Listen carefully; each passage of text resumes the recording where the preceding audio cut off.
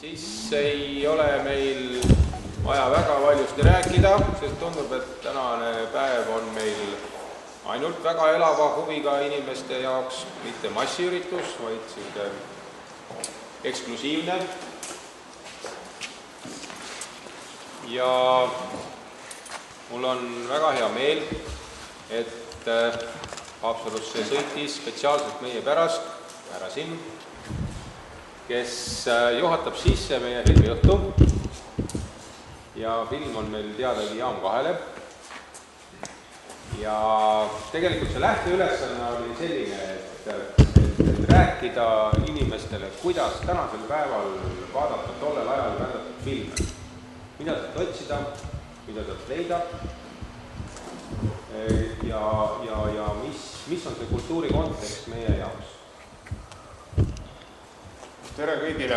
Jah, Rjazanov oli fenomen ja tema filmid peavad ajahambale vastu. Olgugi, et omal ajal, näiteks tudengina, eks ole, siis selle seas inimesed on kõige suhtes väga kriitilised, nii et ega tol ajal kirtsutati nina nii Rjazanovi koha pealt, keda peeti siis nagu liialt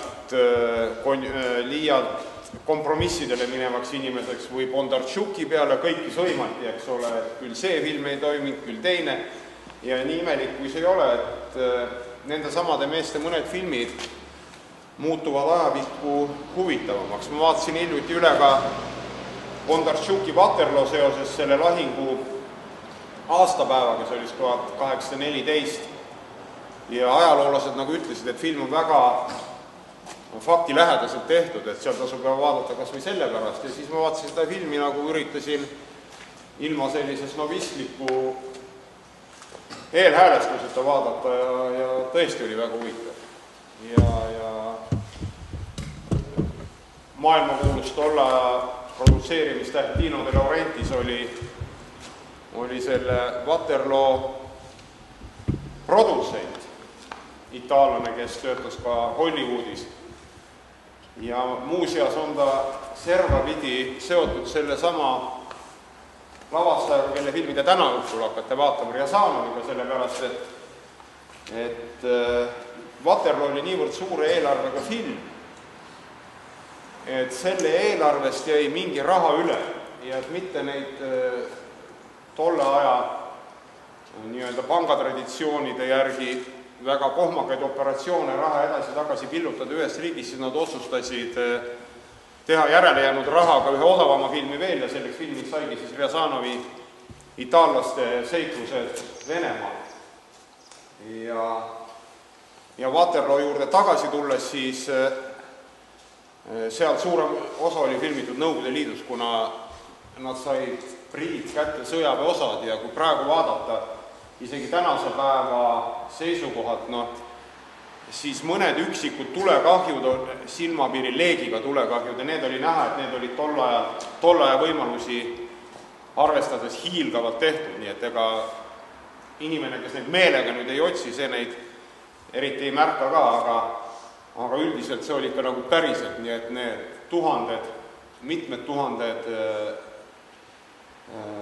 väeosad, suured ratsaüksused, need olid siis kõik Nõukogude Liidu pealt kokku aetud, sõjaväe ülemuste, sõjaväe side, sõjaväe subordinatsiooniga nagu kõik käima pandud, see on väga raske, sest et ega siis teate isegi, et sõjaväeõppustel saab inimesi hukka küll seetõttu, et see on lihtsalt niisugune ohtlik toimetamine, suured massid, suured väeosad liiguvad ja nii see on, et need filmid ei ole vedru välja visanud imelikul moel. Nad on tehtud väga klassikaliselt ja see on üks niisugune asi, mis ikka toimib. Seal on niisugust kinematograafilist novaatorlust minimaalselt, nagu seda minimaalselt ka nüüd ütleme Rjazanovi filmides. Ja meil oli enne see juttu just sellest, et Rjazanov oskas kuidagi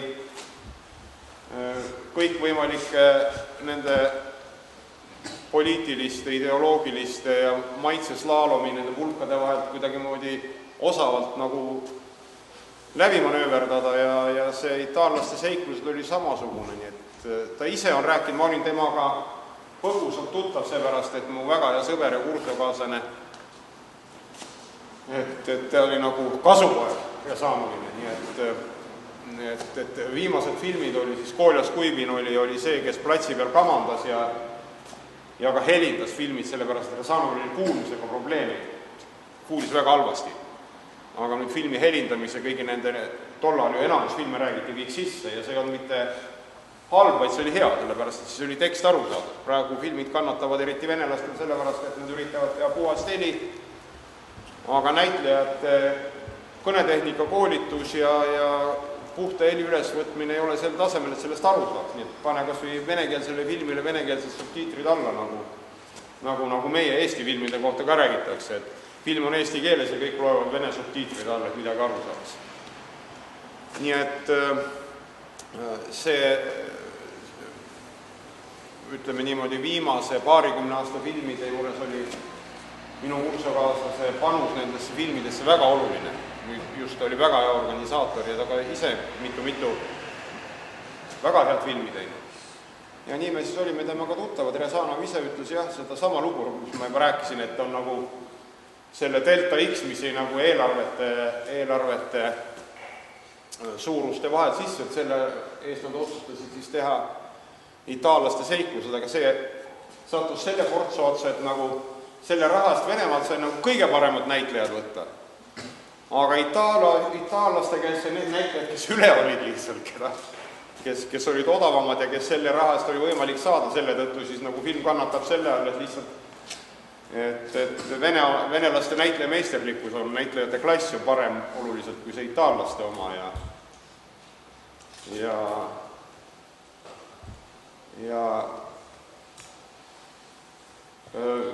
ühe hea loo rääkis veel sellest itaallaste seiklusest, et kui Resanov ta rääkis natukene itaalia keelt, ta on ju kohtunud Felliniga ja ta tegi Vene televisioonis filmisaateid ja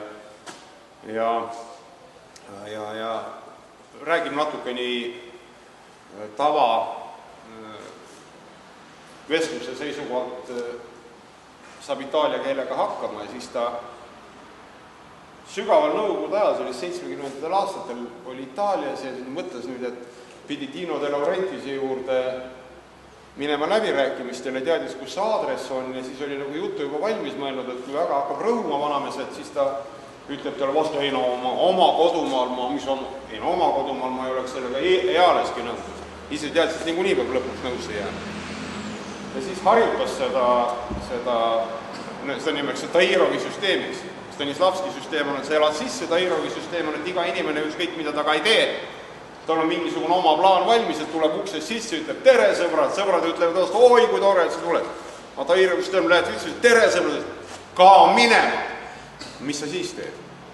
No ja juhtuski temaga see asi, et siis Rooma kõige peenemate villade, kus palmide all olid sellised valged lossid ja siis jõudis mingi väravani ja seal siis livrees vendasid ta sinna sisse, kes seal oli see ja siis vaatas silmanurvas seal sellised mingid Rolls Royce'id ja paar Ferrarit ja hakkas läbi saalide minema ja läbi ühe ja läbi teise saali ja lõpuks kabinetis istusid pisike paks vanamehe näis sigarambus, täpselt samasugune nagu krokodillist kapitaliste joonistatakse. Ja nihuke pursui jämme pisike tead, ja siis hakkas oma joruga peale, eks ole, Resanov ei nad oma kodumaal niisugustel tingimustel ei oleks võimeline küll tööd vastu võtma ja oma nii kaua ta auks ja Dino De Laurentiis mängus oma sigarite ajas üles suunurmast teisi, kuni ühe korral ta rohkus talle vene keeles, et mis ta tema kodumaaga ette võtab, eks ole. Siis ei tea, kus ta see kestale selgeks oli õpetanud, võib-olla oli ka ta Iironi süsteemi järgi igaks jõuks juba valmis mõelnud selle lause. Ja nii see film tehtud sai. Nii palju, kui ma mäletan, oli täna teid ootav film. Nad kirjutasid selle koos kaasautoriga, see oli see Braginskiga koos, enamus film oli Braginskiga koos. Nad tegid selle kesktelevisioonil oli omas niisugune loominguline ühendus, kes tegid televisioonifilme. Televisioonifilmil oli teine formaat, mängufilm oli kuskil tund 25 siis loeti mängufilmiks, täiskasvanute film. Laste oma oli tund 10. Televisioonis oli täismetraažiline tund ja 5 minutit millegi pärast, imelik. Nii et see oligi neil mõeldud 2-seerialise filmina, nad tegid selle stsenaariumi valmis, aga siis toimus mingi võimuvahetus või maitse muutus Kesktelevisionis ja nende filmi käiku ei lastud, nad kirjutasid sellest näidendit. Ja seda näidendit mängiti üle terve Nõukogude Liidu aastaid kõigil provintsi- ja pealinnade teatrite lavadel ja kuni ükskord asi läks nii kaugele, et nagu Mosfilmis tekkis see võimalus, et see film käiku lasta ja nii ta läks. Nii et tal on selline saatus ja näete isegi, et eks ole, need on esimese sordi näitlejad, kes selles filmis mängivad, nad täidavad selle eluga ja mina usun, et nagu enamus Rjazanovi filme jääb see nagu niisuguseks iga-aastaseks vaatamiseks, nagu venelased peavad nagu uue aasta hommikul vaatama seda Hüva Leili ja mitmeid filme. Unustades samal aja, eks ole, näiteks ma pean nagu kätt südamele pannes tunnistama, et ega ma ka tänapäeva nagu väga selle Rjazanovi fänn ei ole selles mõttes, et ma hindan väga seda oskust näitlejatega tööd teha ja oskust võita publik oma poolele ja lõppude lõpuks ka võimet, eks ole, film läbi aja kestvaks muuta. Aga niisugust kinematograafilist võimsust, mis on ainult kinole omane, ega seda päris igal pool ei ole, aga minu lemmikfilmid on Kaasa Varrota Ostrovski järgi, kus ka Nikita Mikhalkov mängib. Ja mis on suhteliselt nagu jälle vähem nagu kõne all, tõsine, väga tõsine film, väga heade rollidega. Ja siis rääkimata sellest tema eluaegsest unistusest, mis ka täitus ta, oli teha Taani muinasjutumeistri Andersoni elu põhjal film ja selle filmi pealkirja on Anderson elu ilma armastuseta. See on väga kihvt film.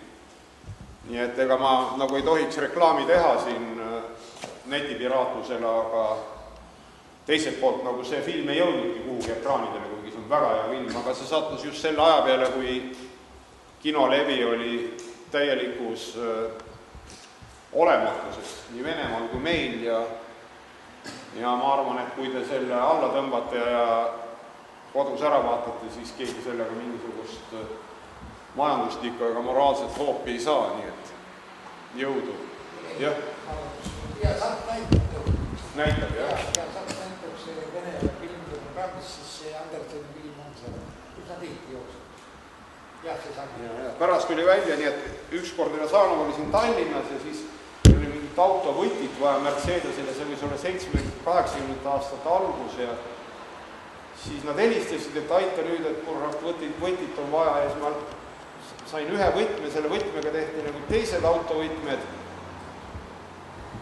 ja ma viisin, et talle Olümpiahotelli juurde ära ja ta sa jutt, kus on kihvtid võtmed, et juba plastmassi otsaga nagu väljam omad, et muidu oli plekitükk, eks ole, nii kui tavaline snepper võti on, et nagu ja vaat kui tore ja siis vaata mul otsa, et kuule, et sa oled noor mees ja nii paks, eks ole, et sa pead ikka nagu vaatama ja hoolitsema, et üks asja, et ma tahaksin teile öelda, et kurat, vaata ennast, eks ole. Aga ma ei jõudnud suud ka lahti täpselt, et mina olen vana, mina võin olla. Nii et siukene nüanss ja ma kahjuks ei kuulnud, et mis teil selle Haapsalu raudtee taastamisega seoses kaugel need asjad on, aga loomulikult, mul on enda suvekodu Lihula lähedal ja need inimesed ütlevad küll, et Lihul oli täiesti arvestatav tõmbekeskus Haapsalule kuni selle momendini, kuni see kitsarööpmine sealt kadus. Nüüd ei saa sealt tankiga ka vist enam läbi mööda seda teed, vähemalt see jupp, mis jääb Lihula ja sinna Rootsi kant vahele. Ja eks see raudtee on niisugune, see on ikka nagu peaaegu eepiline element, mis nagu tekkis inimkonnale, eks ole, see muutis ju kõik. Raudtee poole taga, mul on endal tulnud palju nagu filmidel kokku puutuda raudteega, nii et inimene, keda polnud, tegime me raudteelastega. Viimane film, mis ma tegin, Üksik saar, siis me filmisin küll Läti raudteelastega, jälle, siis ma aitasin Valentin Kuigil siin massisseenedele siin samas, kus me praegugi oleme, jälle raudteega. Ja peab ütlema, et alates esimesest kokkupuutest oli raudteelastel tunda nagu tugevat korporatiivset niisugust sidet oma vahel, mis on pärast ainult kinnitust leidnud. Ja kui me nüüd Lätis filmisime raudteelastega, siis üllatas see, et seal praktiliselt kõik olid venelased, need mehed. Ja nad rääkisid minu arvates täiesti soravat läti keelt. Ja tuletõrjujad ja raudteelased on nagu need vennad, kellega ma olen elukutse seisukohalt kokku puutunud, kes esimese korraga saavad jutust aru, nagu sõjaväelased. Nii et kui raudteelasele ütled, et sa katsud, et seal hakkad pidurdama, seal kui sa pahvab ka auru laseks, no nagu pildi pärast. Ja et siis siia jääb seisma, siis ta nii teeb esimese korraga. Ja kui Lätis üks vend sõitis 1,5 meetrit üles, siis pioneer sellele masinistile, tule välja vanamastaadil, siis täpselt sinna kuhu vaja. Ja siis ma kuulsin ka seda näiteks, et see oli meil ühisfilm Valgevene, Läti ja Eesti. Ja et Valgevenes nagu see on, need lasid ju kõvasti saksa ronge kraavi, eks ole. Et siis päris masinistid ja raudteelased ise seal juures ei olnud, see oli nagu professionaalse eetika vastu, need mis kohe korrati. Ega need masinistid ei ole seal mingid SS-lased, need on seal poolakad ja ukrainlased ja ei tea kes, eks ole. Nii et see mingisugune värk käib või see ka, et ma mäletan, et kui mingi rongi avarii kuskil jooksul mõni võib-olla 100 aastat tagasi juba, kui rong kraavi on läinud, siis nad annavad signaali koha peal. Ja see, mismoodi nad, kui nad rööpaid vahetavad, siis nad tunnevad ära, mis on saksa rööpad, et seal on see vanaadiumi ja kroomi sisaldus hoopis teine ja nad peavad praeguseni vastu mõne koha peal. Ja no eks see raudtee on ju seotud nagu ikka müütidega ka, kui te hakkate vaatama, siis olgu see siin Järve Jaan või igasugused ennustajad, kes ja Dostojevski ka, kes ikka see on ikka eepiliseks muudetud, on see raudtee, mis muudab ja ühendab nagu terved kontinendid oma vahel ära ja siis on igasuguseid hämaraid linnalegendi sellega seoses. Ühte ma just hiljuti kuulsin taas ja see oli ühes Leedu kolleegi filmis, oli see ka nagu jutuks, et ma ei tea, olete te kuulnud, et salapärast lugu, mina ei ole eriti nende esoteeriliste lugude uskuja, aga igasuguse rahvaloomingu ja väljamõeldiste austaja olema sellele vaatamata, nii et 1911. aastal avati mingisugust Milano lähedal 1,5 kilomeetrist tunnelit. Ja rongi läks mingi 110 inimest vist, kes olid siis tolle aja selle paiga nagu eliit. Ja see rong olla tänase päevani kadunud. Olete keegi seda lugu kuulnud? Ja see rong olla tänase päevani kadunud. Ja mina olen lugenud seda 20 aastat tagasi sellises vene ajalehes Soveršenno sekretna. See rong on kadunud ja hiljem välja ilmunud kuskil Brasiilias. 50 aastat hiljem. Ja sealt tulid välja nagu vanas riietuses inimesed, rääkisid, et nad on Itaaliast ja justkui paigutati kõik hullumajja. Ja siis mingisugune rong on vene tunnimeeste üleskirjutus, et stepis, kus ealaski pole mingit raudteed olnud, on nähtud korraga mööda kihutavad rongi. Just samasugust nagu see, mis seal oli. Plus veel, mis on täielik... Need on kõik seal, kes see teab, palju seal tõtt on või palju seal on müstifikatsiooni, eks ole, noh, mingi osa kindlasti. Jah. Usparid ka natukene? No muidugi, jaa. Kus juures tagalipuks seda teate, et Gogol oli ilma peata hauas, Nikolai Gogol. Ja Nikolai Gogoli pea sõidab selles rongis, siis tänase päevani mööda ilma ringi ilmub salapärastes kohtades välja, sellepärast, vaat see pidi olema tõsi. Sellepärast see rong no jaa, seal oli selles Soveršenna Sekretnis, see oli siuke kollaseks leheks, see oli, ei saa nimetada, see oli ikka imelik leht. Seal mingi kullal on kadus. Otsin, et siia maani. Ja seal oli see lugu, et oli mingi Gogoli loomingu austaja, kes töötas, oli sõjaväeatašee, tollal siis Sankt-Peterburgis oli pealinn, eks ole. Ja see oli Gogoli loomingu austaja ja siis, kui Gogol suri, siis ta leppis kalmistu nende hauakaavajatega kokku ja need tegid mingit hauda sinna kõrvale ja kaevasid ja Gogol pidavalt ilma peaga olema, see sai peale endale suveniiriks. Aga mingi Gogoli sugulane, kes oli ka sõjaväelane, siis nõudis seda pead tagasi ja ähvardas duelliga, itaallane põgenes sellega Itaaliasse ja nii see pea kadunud on tänase päeva. Aga seda ma olen uurinud nagu teistest allikatest jah, et pidavalt olema ilma peata, kusjuures haud oli nagu telliskividest laotud, nagu need mõtled sealt läbi. Niisugused koledad lood. Kõik jälle raudteega seotud ja mis veel? See räägitakse, et Shakespeare'il ei ole ka. Ma kuule, see on kirjanikele nagu no ebausklikud. Ei, et Shakespeare'il ei pidanud pead olemas. No see hiljuti jälle. Ma teavad on üldse, kus Shakespeare'i au on. No ei tea, see on kuskil see late ja kõik ja no, et see... Teavad on üldse, kes see Shakespeare oli? Ei. See, kes ametlikult, kes ei pidanud üldse see olema, kes tegelikult... No see on palju see kõnd, aga olgu peal praegu, jah. See on see lugu, jah.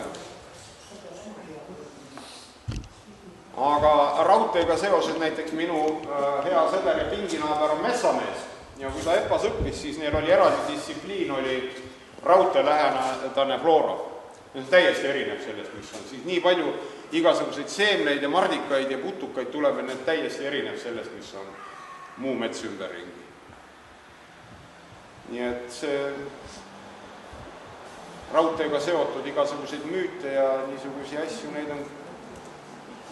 on, kui palju teda on nüüd ju, millal see Haapsallu jõudis raudtee? 905. Aga esimene raudteejupp oli vist, Venemaal üks esimene oli, ikkagi oli see, mis jõudis Peterburist Revalisse. Ei, Paldiskisse. No jah, läbi Tallinna, ja. Aga mis aasta see võis olla? See oli 30 aastat ära. No.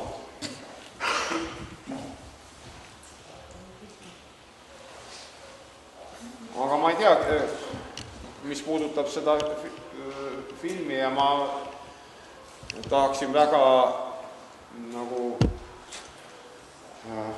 positiivse külje pealt ära mainida, et tänase õhtu korraldajad on ametlikult suutnud selle legaalselt läbi viia, sellepärast, et see on üks suur asjaajamine ja autorikaitse ja et Mosfilm lubas seda teha, aitäh neile ka lõpuks siis. Loodan, et siin läheb nii palju pimedaks selleks ajaks. Et te midagi näete ka? Kui praegu vaadata Ameerika filme, siis tihtilugu ma mõtlen, et Ameerikas on tõenäoliselt mingisugune filmide ministeerium, mis ütleb, milline peab stsenaarium olema, et see peab olema valge mees, must mees, seksuaalvähemusega mees ja siis peab toimuma selline tegevus ja filmi lõpus peab juhtuma selline asi ja siis peab näidatama kaadris midagi taolist ja siis on ta üks väga tore patriootiline süke punt. Et see ideoloogiline suunatus tundub teinekord Ameerika filmide puhul ikka täitsa karm olevat. Aga ministeeriumit ei ole selleks vaja, sellepärast, et sisemine tsensor on see, kes töötab märksa efektiivsemalt, talle peab palka ja pensioni maksma. Kõik suurepäraselt töötavad produtsendide gild ja produtsendide ühendused, mis on Hollywoodis, nendel olid täiesti oma normid. Aga kuidas see Nõukogude aja Vene film, kui palju oli seal nagu sellist loomingulist vabadust ja konteksti, mis on sisse peidetud ja kui palju oli seal kedagi, kes helistas ja ütles, et ribjata, snimайте tak? No seal oli igasugust värki, sest osa filmi olid tõepoolest nii halvad, et need ei olnud mõtet suurele ekraanile lasta. Osa olid jälle nii head, et nad tundusid ideoloogiliselt kõverad. No niimoodi enamus oli Tarkovski filmidega. Rjazanov oli üks, nagu öeldud, eriline võlur, kes oskas selle niimoodi ära sättida, et nad olid rahva poolt armastatud filmid. Ilmselt olid nad ka siis nende ideoloogia bossude poolt armastatud, aga nad ei saanud seda ise tunnistada. ja ta oli väga osavalt ja no Rezanov ise need samad laulud, mis kõlavad tema filmides, ega ta on just inimene, kes kirjutas ise need luuletused ja siis tuli sellega võtteplatsile, ütles, et see on mingisugune 17. sajandi inglise poeet, et selle luuletusest tal oli nagu piinlik öelda, et need on tema kirjutatud. Upagode niet plahoi pagode, näiteks, see on tema oma kirjutatud ja pärast siis, kui see välja tuli, no siis tunnistas üles, et on ise selle teinud. Aga mis ameeriklastesse puutub, no mis nende on ikka konkreetsed asjad, näiteks kuni 58. aastani see oli kirjutamata seadus. Kirjutamata seadus toimib palju paremini kui kirjutatud seadus. Selle ei pea mitte midagi, see on siin samas Haapsalus, kui ma 90. algusel filmisin, siis kohaliku kalatööstuse mehed ütlesid, et Venemaal ei ole neil mitte ühtegi võlgnikku, et kõik võlgnikud on Eestit mööda laiali, sellepärast Venemaal on nagu seaduse asemel TT. Ja kui sa palju maksma, siis lihtsalt tead, mis sind ootab. Aga siin neid metsiku lääne kombeid ei olnud, metsiku ida. Aga produtsentide vahelised kokkulepped enne 58. aastat, enne Hitchcocki filmi ei olnud näidatud näiteks tualetipotti. Mitte keegi. Seda polnud olemas maailmas. Vähe sellest. Võite vanu Ameerika filme vaadata. Kui näidati abielupaari magamistuba, siis parem oleks seda olnud mitte näidata üleüldse. Kirjutamata seadus. Kui Fabula nõudis, et sa pead seda näitama, siis näidati kindlasti 2 eraldi voodit, 2 öökappi, nagu Vene hotellis vanasti, Kastinitses. Lügana Vaamen kirikus ja kõik see värk. Ja noh, ega Ameerika kino ei olnud sellises staatuses, nagu ta praegu on ju kogu aeg, ega siis 2 maailmasõja vahel oli Prantsuse, Briti, Rootsi, Saksa, eriti Saksa, Itaalia kino oli väga võimas, Ameerika oma oli mitte neist suurem, vaid nendega, no ütleme, enam-vähem võrd. Aga mis oli see kirjutamata seadus Nõukogude filmis? No seal neid on ka palju. Näiteks iseenesest mõistetav, et mingisugune partei boss ei saanud olla negatiivne tegelane. Või siis ta pidi ümber kasvama. Sotsialistliku realismi dramaturgia on ju tõeline kunsttükk, sellepärast, et võitlus käib ju hea ja veel parema vahel. Shakespeare'il käib hea ja halva vahel. Aga hea ja veel parema vahel on nagu jube raske teha, et siis see halvem peab nagu ümber kasvama ja kõik see ideede kokkupõrg on praktiliselt olematu. No. Ja sellepärast see ajaski asja nagu peeneks, kui te vaatate näiteks Tarkovski filme, siis tänapäeval vaadates see kõigest aru, et millest ta räägib. Need ei ole mingist otsast, ei Nõukogude ega Vene ega kellegi vastased. No. Tema rääkis sellest asjast, aga kui te vaatate Germani filme või Aleksei German vanema, siis need räägivad ikka üsna valusatest asjadest, neist, mis sõja ajal olid. Ja lihtsalt filmi roll ühiskonnas oli hoopis midagi muud, kui ta praegu. Filmi pärast roniti 3. korrusele mööda vihmametoru selleks, et Fellinit näha. Nüüd ei pea keegi enam kuhugi ronima. Läheb arvuti juurde, tõmbab alla selle ja vaatab nii palju, kui tahab. Ja mütsi maha veel, et vaadata viitsib, eks ole. Ja see, et kino oli sündinud, see oli peale sõda. Me oleme koos Toomas Raudamiga kirjutanud näidendi Kinomati ja leidsime ühe Sangaste filmimehaaniku käsikirjaks, täis kirjutanud niimoodi, vasakult ühtegi millimeetrit serva jääd kuni paremale poole servani välja ja moto oli kirjutatud, ma olen alustanud seanssi igal täis ja pool tunnil 24 tundi ööpäevas, see tähendab ka 3:30 hommikul, 4:30 hommikul. Ja see oli üldse huvitav mees, tema jaoks seda on raske nagu aru saada, tema jaoks oli filmi näitamine oli püha. Aga film ise ei olnud. Tal oli lapsemeelne niisugune maitse, ta võib-olla tänase päevani käib, näitab lastele neid filmi Triibuline reis ja ta ütleb, et 35 mm pealt vaadata koos projektori krõbinaga, see on ikka hoopis teine tunne ja see kõik on jama, mis see video on ja asjad. ja filmiprotsess, filmi näitamine, see oli üks tema püha. Omal ajal tuli NKVD teda arreteerima. See on tema lugu, nii et naised, niivõrd oluline oli film, et seda näha. Nii palju andis ta inimestele jõudu, ei olnud mingit televiisorit, raadios polnud mitte midagi kuulata, eks ole, peale Ameerika hääl.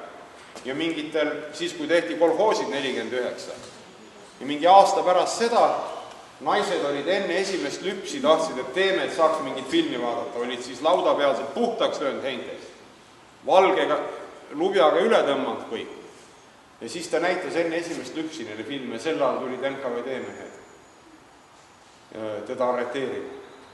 Nii et üks ohvitser seisis seal kuskil lakaluugi peal ja mingi jobumvendikene, see saadeti siis teda nagu arreteerima, see tulid veel sinna juurde, et tavai, et tulge minuga kaasa, näitas sinna tõeni. Aga see karjumine sai. Sa raisk tuled filmiprotsessi praegu katkestama, tatt vä? See on elu sees enne ka pärast üks asja kuulnud. Saad raisk minema siit vä? See pani minema. Seltsimis ohvitserid seal, neid vaatasid oma pabereid ja nad jätsite rahul. Jätsite rahul. Sest no, olete te kuulnud, no väga vähesed inimesed, kes julgesid vastu hakates, kui NKVD neile vastu, olgu neid isegi sõjaväelas. Teine lugu oli, no, et samamoodi kino oli niivõrd oluline, isegi metsamennad röövisid mehaaniku ära, mitte küll tema, see oli ühe tema kolleegi juht, ja viisid metsa, generaator oli kaasas, lina oli tõmmatud mändide vahel ülesse ja metsamändadele näitaski Waterloo silda.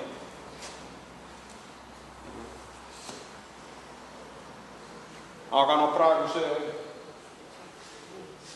saate aru, see kujutise jäädvustamine, see on olnud alati väga kallis lõbu, seda on teinud Rembrandtid ja Tizianid ja siis on seda tehtud hõbeda peale ja kui te lähete Eesti Rahva Muuseumisse või fotoarhiivi, siis te leiate enamusest eestlastest heal juhul 2 pilti. Üks on leeripilt ja teine pilt on juba siis, kui sa oled tala uue peal, habe paistab kasti servast.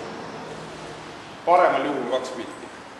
See oli kallis lõbu, kes jaksas nagu endale fotograafi siis kutsuda, aga praegu see on igal ühel telefoni sees, selle hind on 0 ja kui ma küsin teie käest, et kas te 10 aastat tagasi digifotoaparaadiga tehtud filmid on nagu kopeeritud ja arhiveeritud ja arvuti läheb rikki, telefon läheb ka rikki, see visatakse minema ja sinna lähevad ka need pildid, nii et tõenäoliselt ootab 100 aasta pärast haigutab palju suurem tühjus selle koha peal kui see, mis oli nagu siis.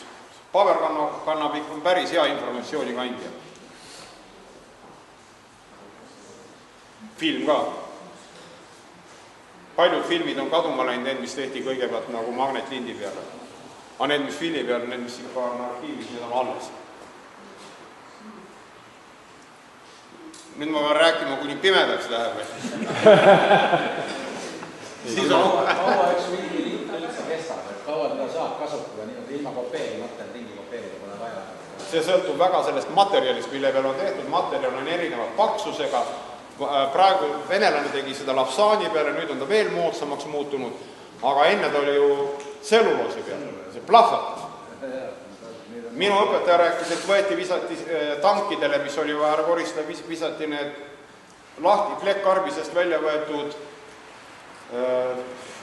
film sinna sisse, süütenöör külge, luuk kinni ja see plahvatas seal nii, et torn lendas minema. Ja eelmisel aastal me käisime Bielostorovus, kus on Venemaa filmiarhiiv ja seda peab ütlema küll, et selle asjaga neil on nagu ikka väga korras.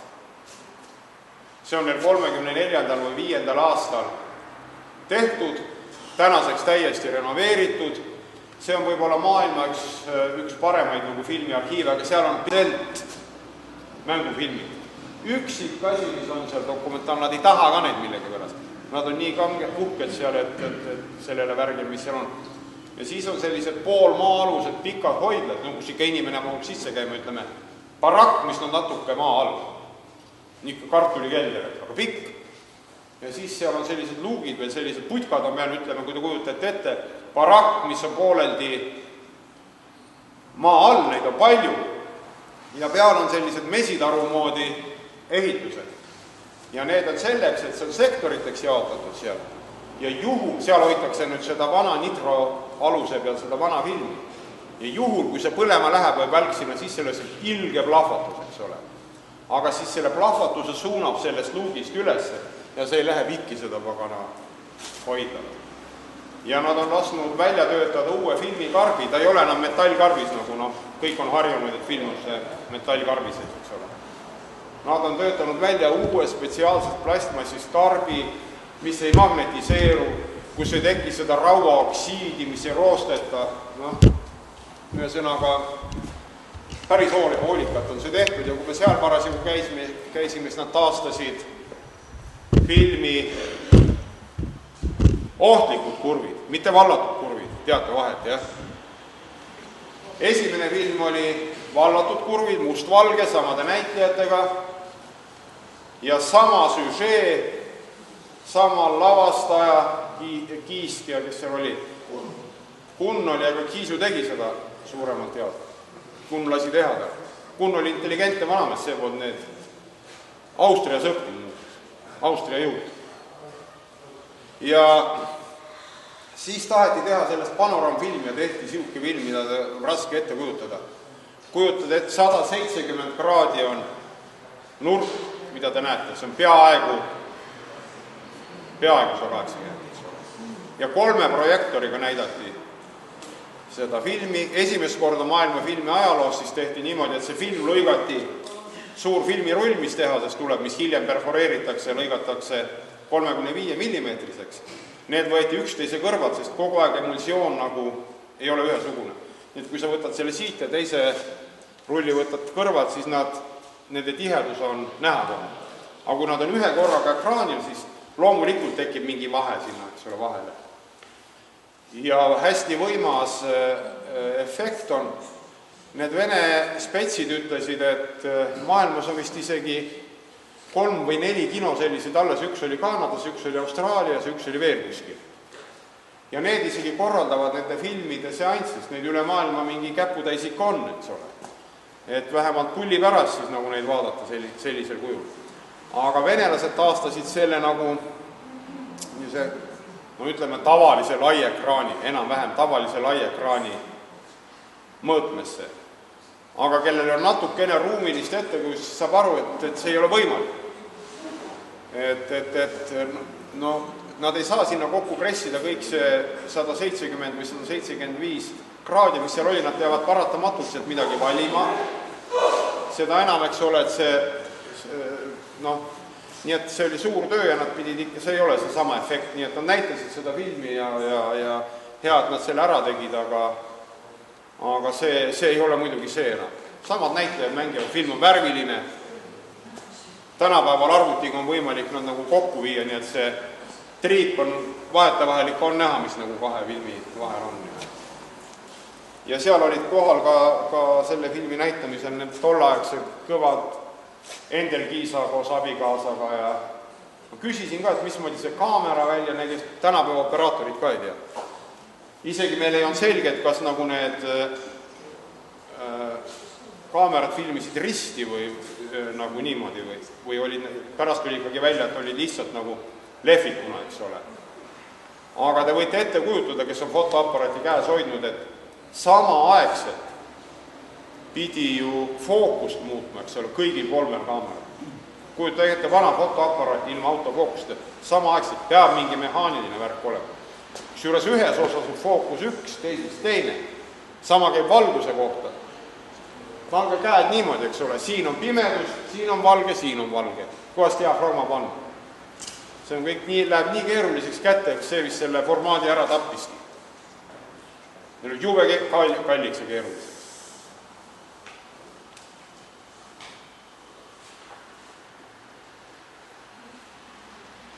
Nii, mis teeme, hakkame filmi vaatama?